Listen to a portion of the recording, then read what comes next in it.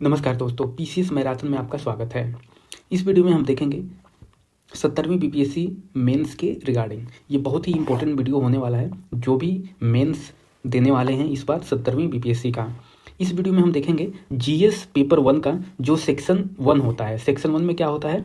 इतिहास, कला एवं संस्कृति होती है, हिस्ट्री, आर्ट एंड कल्चर।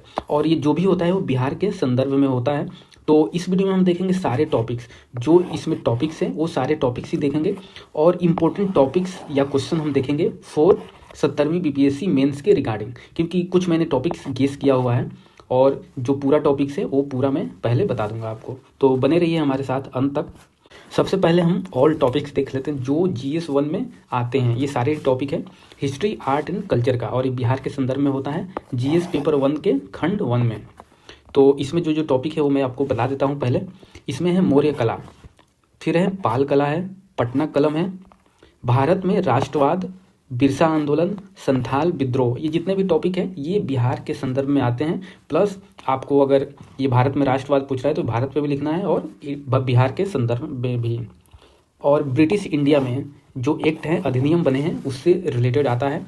किसान आंदोलन हो गया, चंपारण आंदोलन हो गया, 1857 का विद्रोह हो गया, बिहार में शिक्षा का विकास, बिहार का निर्माण और बंगाल विभाजन, सविनय अवज्ञा आंदोलन, व्यक्तिगत सत्याग्रह, भारत छोड़ो आंदोलन। और इसमें क्या है, कुछ महत्वपूर्ण व्यक्तित्व भी हैं, पर्सनालिटी भी हैं जिनके बारे में पूछा जाता है या जिनका योगदान बिहार में या इंडिया में है, भारत में है।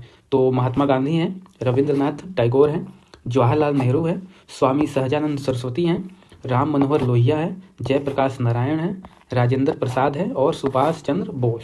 तो इतने पर्सनालिटी है। अगर आप सिलेबस में देखें तो 3 ही पर्सनालिटी दिया हुआ है उसमें। कौन कौन? महात्मा गांधी, रविंद्रनाथ टैगोर, जवाहरलाल नेहरू। लेकिन प्रीवियस ईयर में देखा गया है कि सहजानंद सरस्वती हो गए, राम मनोहर लोहिया हो गए, जेपी हो गए, राजेंद्र प्रसाद और सुभाष चंद्र बोस। तो इनसे भी पूछ लिया जाता है क्योंकि ये कहीं ना कहीं बिहार के संदर्भ में ये काम किए हुए हैं, रिलेटेड है।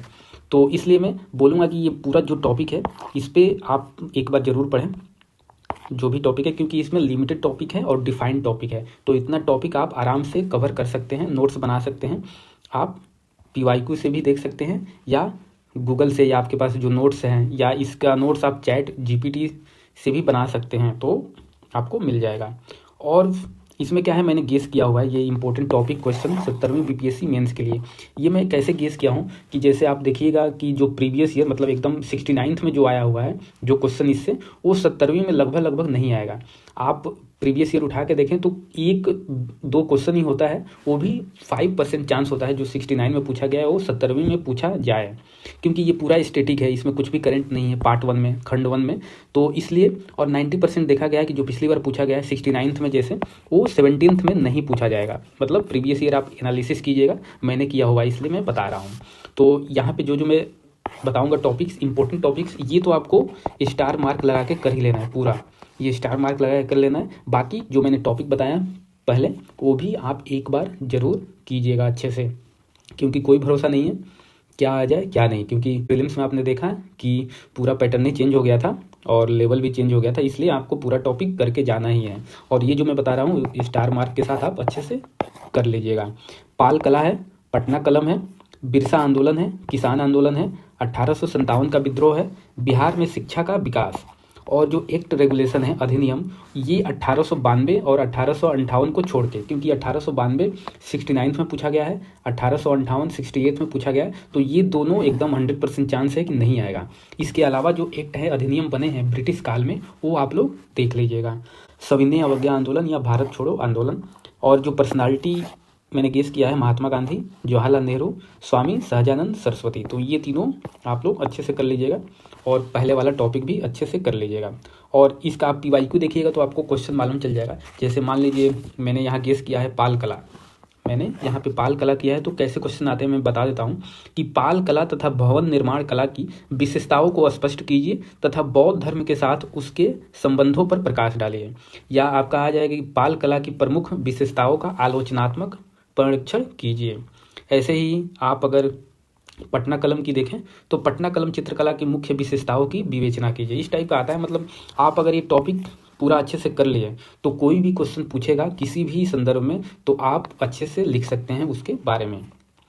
और मैं यहाँ पे एक इन्फॉर्मेशन दे दूँ कि हिंदी इंग्लिश दोनों मीडियम में मैं पॉइंटर्स लेकर आऊँगा। ये इंपॉर्टेंट क्वेश्चन है जो मैंने गेस किया हुआ है, उससे इंपॉर्टेंट पॉइंट्स लेकर आऊँगा कि ये पॉइंट आपके आंसर में होने ही चाहिए और इन टॉपिक्स में से पॉइंट होने ही चाहिए, मैंने बताया।